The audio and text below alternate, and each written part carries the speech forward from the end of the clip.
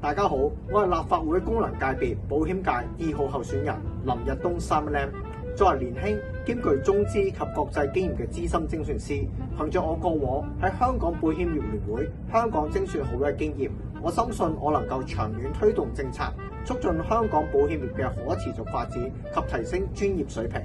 我將會以專業引領、振興保險、地位提升、長遠承擔作為我嘅理念，提出以下4大政綱。1.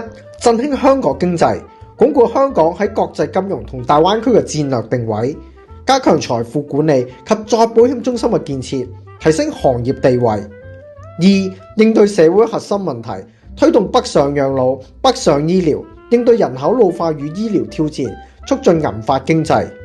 3. 推動創新，加速數碼轉型，提升競爭力。4. 培養人才及專業提升，鼓勵更多課程，促進行業可持續發展。